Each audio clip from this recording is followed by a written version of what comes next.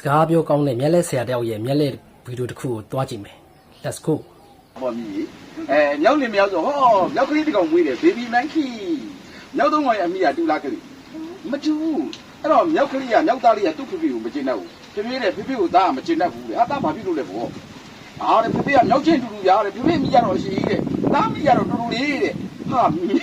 မင်းကငယ်လေးတာဟုတ်ပါတယ်ကြည့်ရမင်းငါ့လိုပဲအမိရှင်မှာပေါ်တယ်ဒါပေမဲ့မြောက်ကလေးကအဲ့ဒါကိုမသိဘူးမြောက်ကလေးကခလေးလေးဆိုတော့သူအဲ့ဒါကြီးမသိဘူးမသိတော့တနေ့ကျတော့မြောက်ကလေးကအိတ်ပြောတော့မြောက်ကလေးကအိမ်မက်မဲ့တဲ့ကလေးအိမ်မက်ထဲမှာသူ့ရဲ့အမိတူတူလေးရဲ့နောက်သူ့အမေရဲ့အမိအလက်ရဲ့